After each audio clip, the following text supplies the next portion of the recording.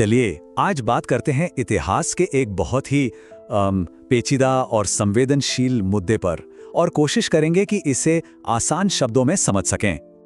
तो इस कहानी को समझने के लिए हमें बहुत पीछे जाने की जरूरत नहीं है। बात शुरू करते हैं एक ऐसे साल से जो शायद हम में से कई लोगों को याद होगा, 1987।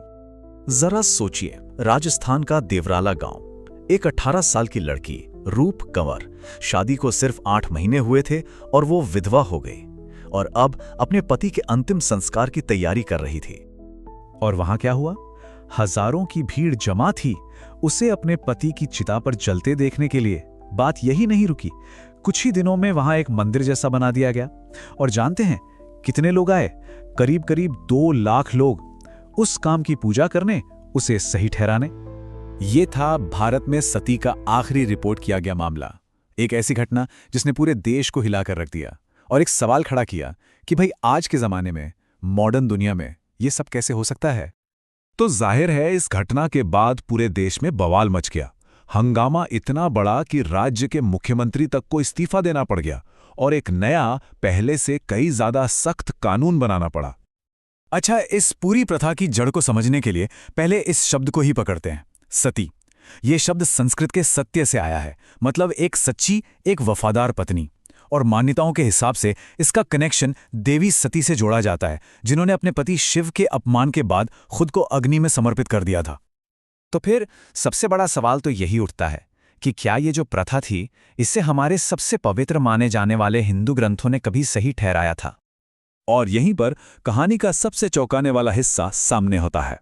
पता चलता है कि हमारे सबसे पुराने ग्रंथ ऋग्वेद के एक शब्द के साथ हेरफेर की गई। सिर्फ एक शब्द।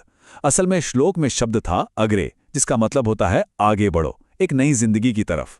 लेकिन उसे बदलकर कर दिया गया अग्ने, जिसका मतलब होता है आग में। और इस पूरी गलतफहमी को साफ किया स्कॉलर मैक्स मूलर ने। उन्होंने ही कंफर्म किया कि अरे नहीं, असली श्लोक तो विधवाओं को जिंदगी खत्म करने को नहीं, बल्कि आगे बढ़ने को कह रहा है। तो फिर लोगों ने और खोजा, रामायण में देखा, कहीं जिक्र नहीं। राजा दशरथ की पत्नियां हों या रावण की पत्नी मंदोदरी, किसी ने सती नहीं किया। मनुस्मृति में कुछ नहीं मिला। मेगस्थनीज जो यूनान से आए थे, उन्होंने भी कुछ नहीं लिखा। यहां तक कि बौद्ध ग्रंथों में भी इसकी कोई आलोचना नहीं मिलती, जो कि जरूर होती अगर ये प्रथा उस समय आम होती। तो फिर सवाल वही है, अगर ग्रंथों में नहीं तो ये प्रथा आई कहां से? चलिए अब जरा इतिहास के पन्ने पलटते हैं और देखते हैं कि यह आग असल में फैली कैसे। देखिए, जो पहला पक्का सबूत मिलता है ना, वो हमारी सोच से काफी बाद का है।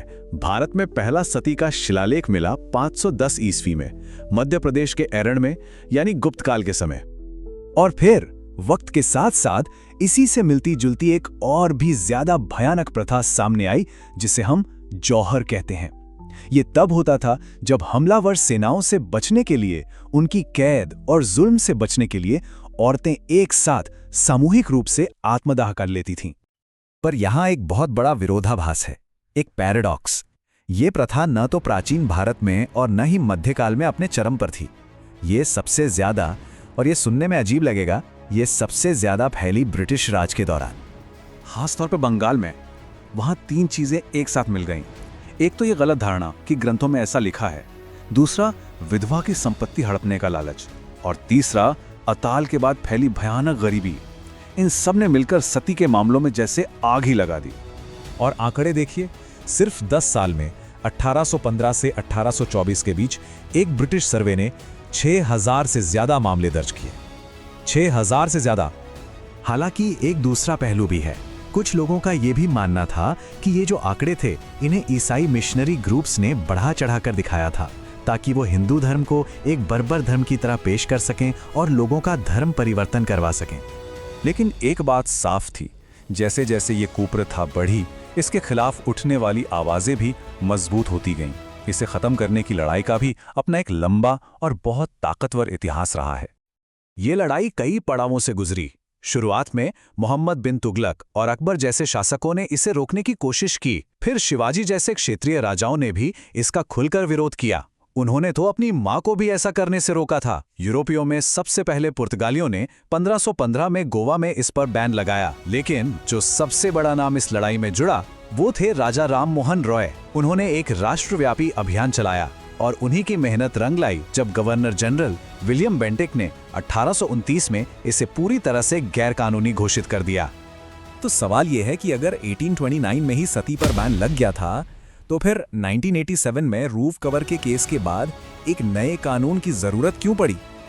देखिए, जो पुराना कानून था उसने सती होने के एक्ट को गैर कानूनी बनाया था, लेकिन 1987 का जो कानून था वो एक कदम और आगे गया।